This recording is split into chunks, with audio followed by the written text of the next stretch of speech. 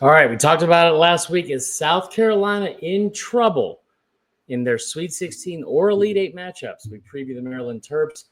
Big game on Friday afternoon, and whether or not Maryland has any chance of upsetting South Carolina. Locked On Gamecocks starts right now.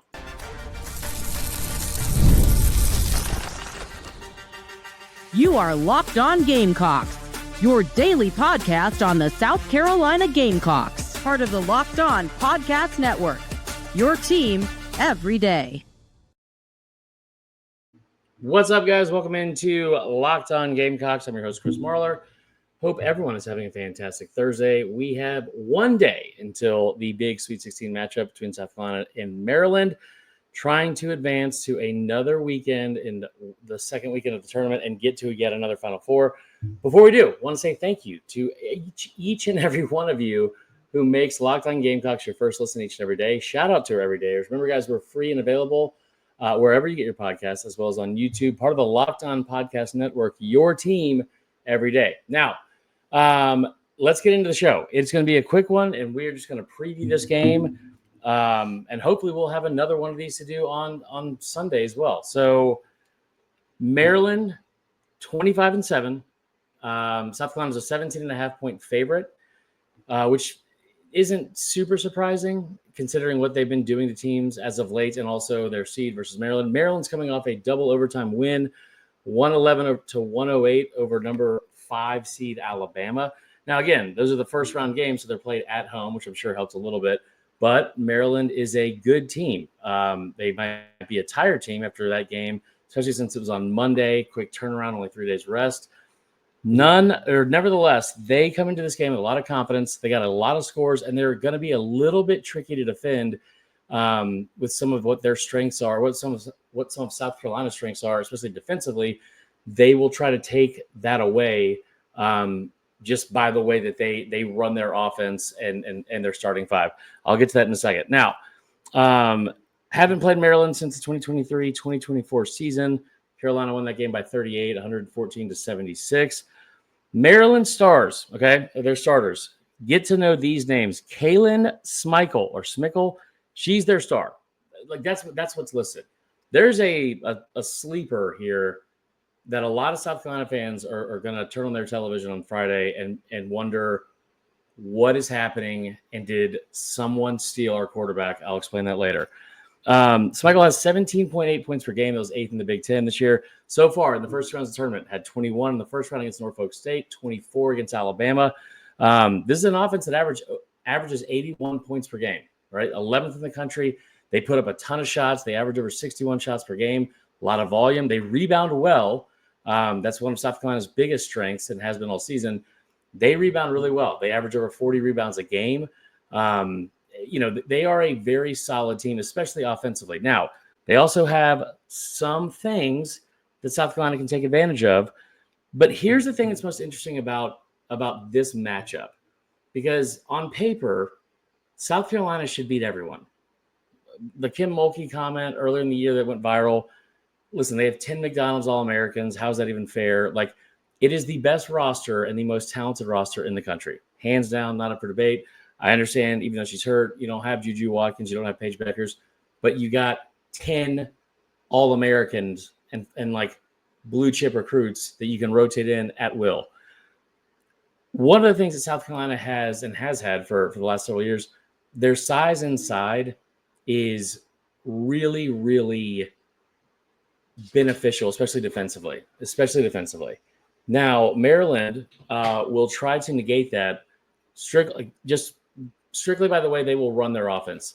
They start 3 guards. It is not a very traditional starting lineup. They will start 3 guards. There are 5 guards that all get consistent playing time. All of them average over 10 points per game. Last week in the Alabama game, they shifted that 3 guards in. They ran a starting 5 with 4 guards, so smaller in size, even though a couple of the guards are pretty big physically. They ran 4 guards out there against Alabama, and it kind of gave them fits. I mean, like, there's a reason why they continue to score, and were able to come back from 17 points down in the second half. That is going to be something that South Carolina has to figure out how to defend, especially get on the backside help, and some of like the set plays that I'm sure they will run. They will try to attack the basket for sure, but also they put up a lot of threes, over 17 per game. They put up 26 in the last game against Alabama. They also shoot it really well. It's over 35% on the season. It's one of the top 20 3-point shooting teams in the country. So here's where the game comes down to me. How do you figure out how to defend that? And how do you figure out how to defend it, especially with your size, when it can kind of be that advantage can kind of be taken away with their smaller size and speed and quickness? If they are trying to attack the rim, which is what they did all game long against Alabama, how do you stay out of foul trouble? Because, I mean, it was Alabama and South Carolina are obviously very different teams. Alabama is one of the most, I think they were like top 8 in the country in personal fouls per game. South Carolina is a lot more disciplined than that. They play a lot better defense than that. But it allowed Maryland to get to the line a ton. And this team is lethal from the free throw line. Their top 5 scorers all shoot over 83%. They have several people that are over 85%, including one. She was great late in the game against Alabama. I don't want to mispronounce this name, but Sarah Tibiasu, 94.6% on the season. They are really, really good at being able to get to the line. They average 60. Hold on. They average 22.7 free throw attempts per game, which is the 5th most in the country. 22.7 free throw attempts per game, 5th most in the country. South Carolina plays a physical defense, especially down low. They have got to make sure they keep Maryland from, off the line and getting not only ticky-tacky fouls, but also being able to get free points with free throws and getting to the bonus early as well. I mean, that was one of the things that was most obvious if you watched that game against Alabama. I didn't watch the game against Norfolk State as much, but the game against Alabama, I mean, they drove and drove and drove. Bama could not figure out how to defend without having any sort of fouls.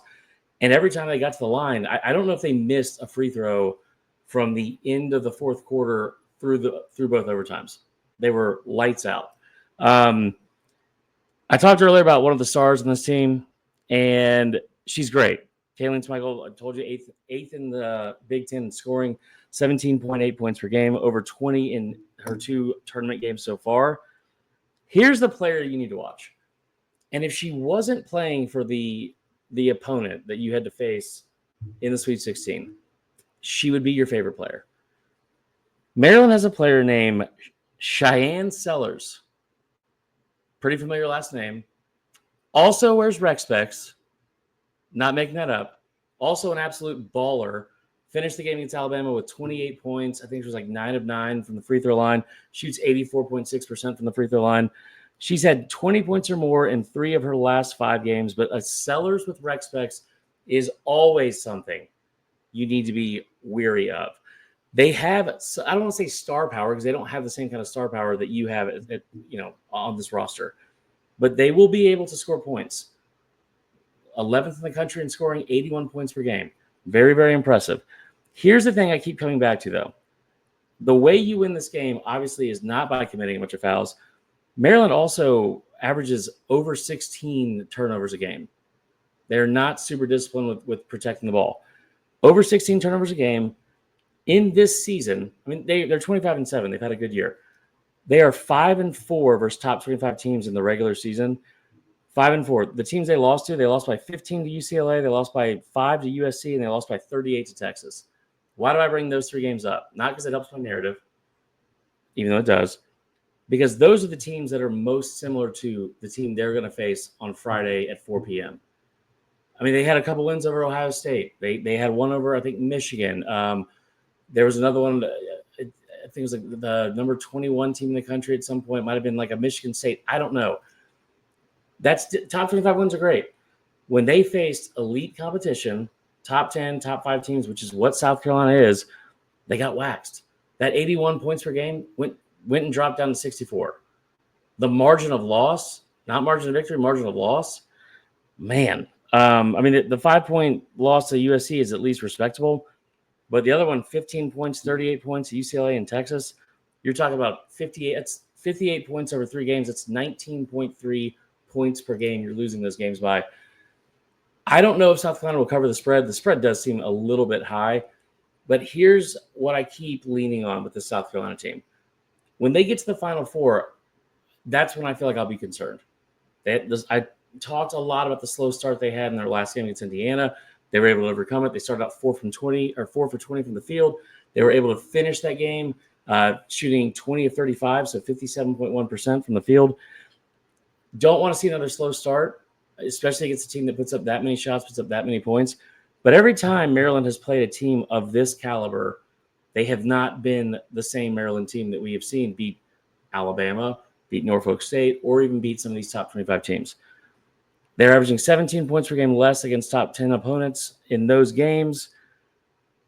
I think they're going to have their hands full. I mean, the key to victory is pretty simple.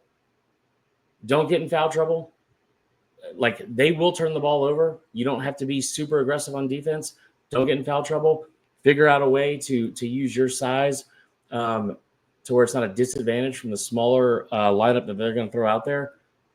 And that's it. Unless this team catches fire by putting up, hitting 10 of the 17 threes they're gonna put up in this game, they should not stay on the court with this team. They absolutely should not stay on the court with this team. You look at what South Carolina has done over the last little stretch here, ever since they lost 2 or 3 to UConn and Texas. It has been night and day since then. The margin of victory, the amount of points they've been able to score. Like, after that UConn game, you talk about putting up 95 points against Arkansas, 82 against Vanderbilt, 75 against Ole Miss. The only game you haven't put up over 75 points to close out the regular season was against Texas, who was the number 1 team in the country. Oh, by the way, you beat them by 19. The margin of victory has stayed right between 18 to 20 points per game. Listen, you got to win 6 games. It doesn't matter how pretty they are. You just got to win 6 games. Go get the 3rd win. You're halfway home. My prediction for this game, I'm going to say South Carolina wins 82-64. Cover the spread by a half point. There you go. All right, that is all for today's episode of Locked On Gamecocks.